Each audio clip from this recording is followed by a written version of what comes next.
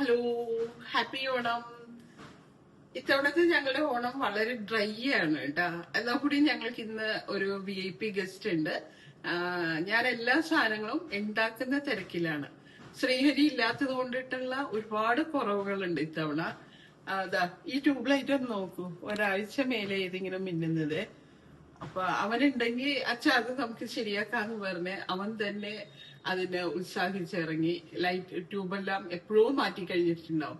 അപ്പൊ ഇതുപോലെ ഓരോ കാര്യത്തിലും അവനില്ലാത്തതിൻ്റെതായ ഒരുപാട് ബുദ്ധിമുട്ടുകൾ വന്നുകൊണ്ടിരിക്കുന്നതാണ്.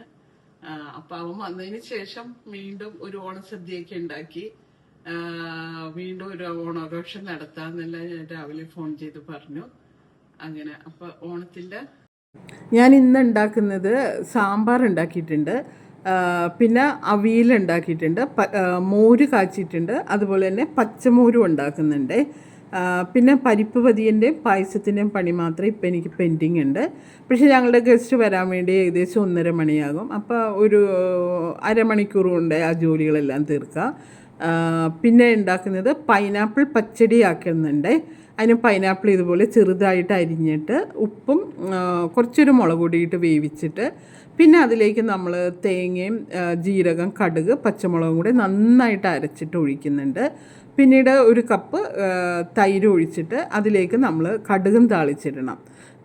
പിന്നെ ഞാൻ ഉണ്ടാക്കിയിട്ടുള്ളത് അവിയലാണ്. അവിയലും മോര് കാച്ചിയതുമുണ്ട്. പിന്നെ അച്ചാറെല്ലാം കുറച്ച് അത് വാങ്ങിയ അച്ചാറാണ്, നമ്മളിവിടെ ഉണ്ടാക്കുന്നതല്ല. പിന്നെ പായസത്തിൻ്റെ ജോലി മാത്രം ഇനി പെൻഡിങ് ഉണ്ട്. അപ്പോൾ നിങ്ങളുടെ ജോലികളെല്ലാം കഴിഞ്ഞിട്ടുണ്ടാവുമെന്ന് വിചാരിക്കണം.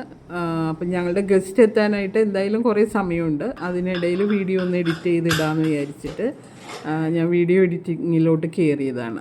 ഇത് ഇഞ്ചിക്കറി, ഉള്ളിക്കറി ഇന്നലെ ഉണ്ടാക്കി വെച്ചതാണ് കേട്ടോ. ബാക്കിയുള്ള എല്ലാ കറികളും ഇന്ന് തന്നെയാണ് ഉണ്ടാക്കുന്നത്. അപ്പോൾ നിങ്ങളുടെ ജോലികളെല്ലാം നടക്കട്ടെ. ഒരു തവണ കൂടി എല്ലാവർക്കും ഹാപ്പി ഓണം.